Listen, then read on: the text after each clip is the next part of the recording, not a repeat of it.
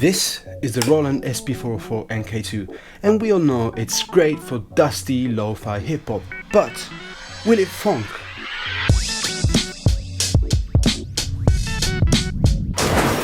What is up, greedy gats? It's your boy Big Umami, and today we're back with another installment of Will It, a series in which I pick one particular groove box and I see how good it is for producing one particular genre. And with today's episode, we're tackling a newish genre that has been getting a lot of hype lately, which is funk.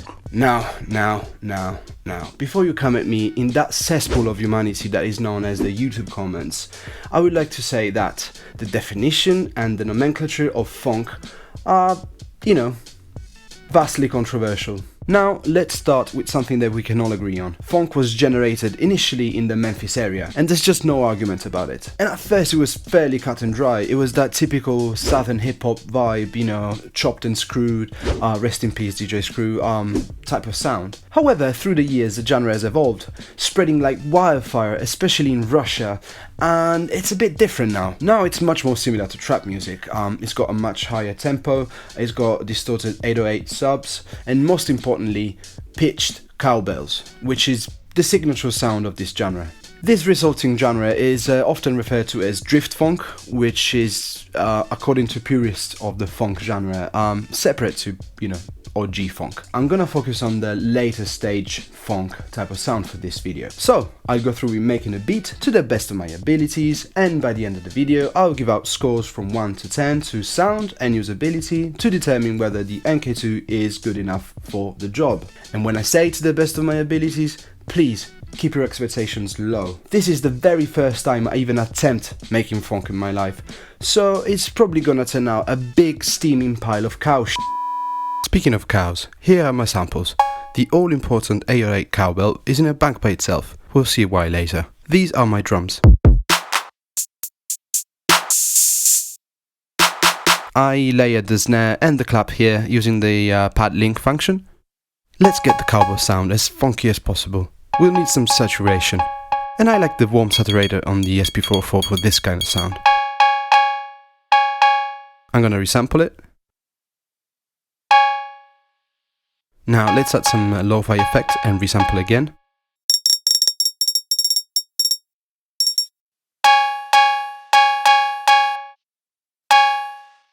Finally, I'm gonna add some reverb.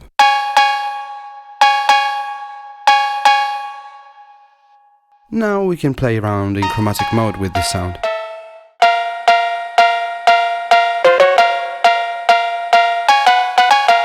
This sounds okay. So the notes that I'm hitting are 0, -1, -2, -7, -8. Let me just copy the resample cowbell a few times and set it to those pitches that I just said. And this is why we needed a full bank of space. I'm gonna resample the reverbed cowbell sound as well, so that I don't have to worry about it later in the mix.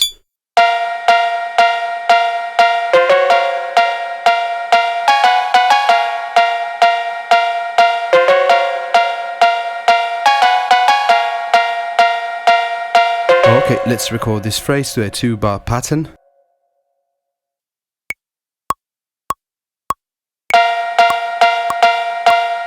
And I recorded this overdubbing it because I'm super bad at playing, so yeah.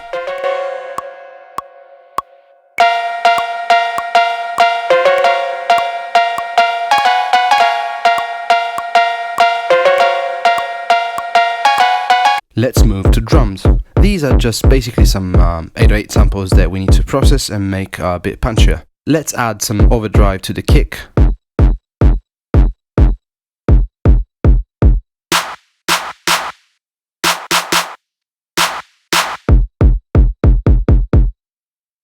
Let's resample this.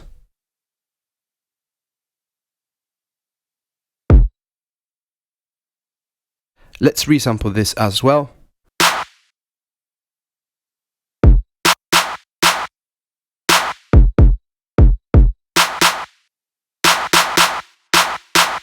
I'm shortening the tail of the resulting sound because it's a bit too much. If you're interested, I'm going to put all of these samples that I'm working on, together with project files and many other resources, on my Patreon page. Click on the link in the description box below, please, and thank you. And if you're not a fan of the subscription model of Patreon, or you're not a fan of my samples, which is entirely understandable, you can still support me on buymeacoffee.com/bigumami. Alright, back to work. Okay, time to work on the main pattern now. I'm upping the tempo because I felt it was too slow. I'm also recording a different cowbell phrase. It's a 4-bar loop to differentiate it from the intro.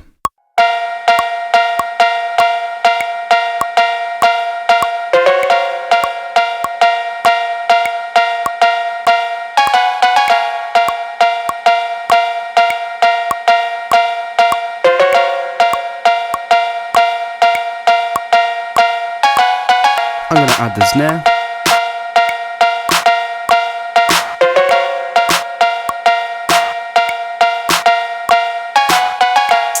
Let's record some hats.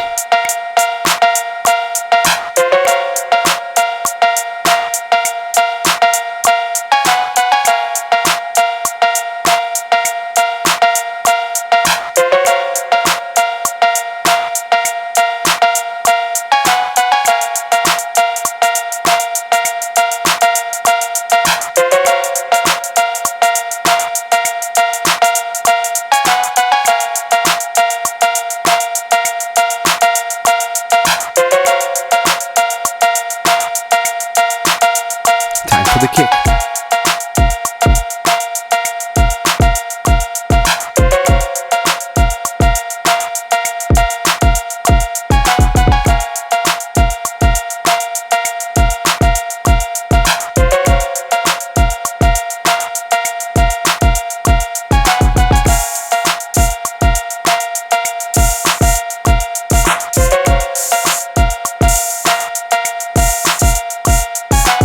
Okay, let's add the sub. And we have a standard 808 sub. Let's add some type of distortion now. I've tried a few variations, but you really need to be careful not destroying the low end in the process.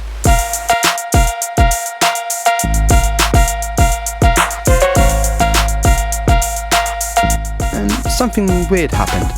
Once the distortion was applied, it sounded like a different note to me. So I'm now changing the pitch once again.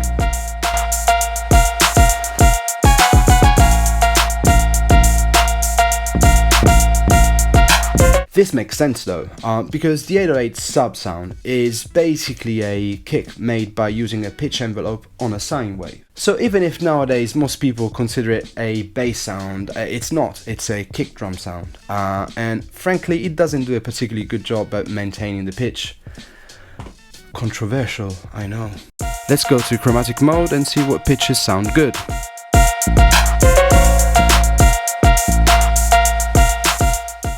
Okay, let's record this.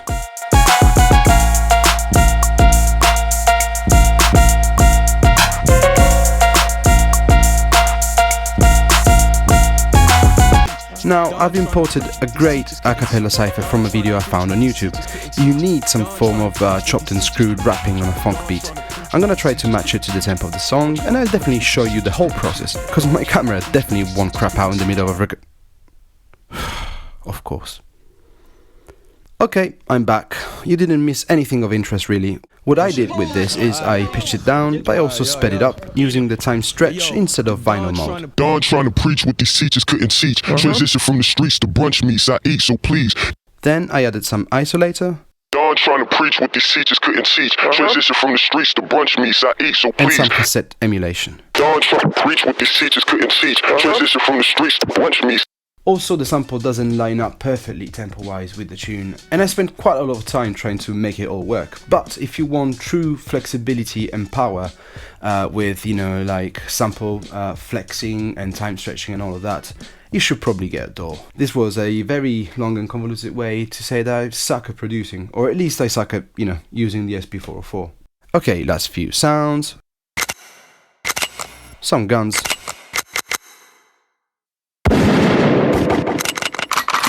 Some sirens. I lay out some patterns, and this is the final product.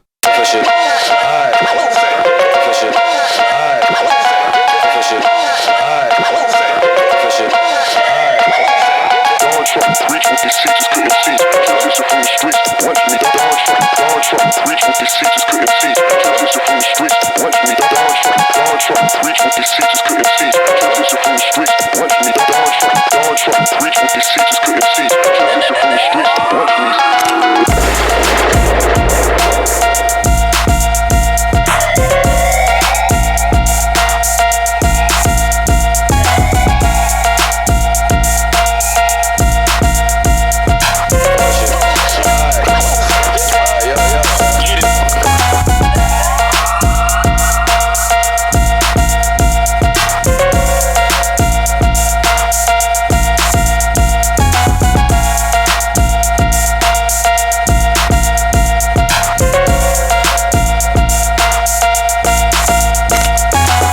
Okay, this sounds like something, you know, middle of the road drift funk or whatever.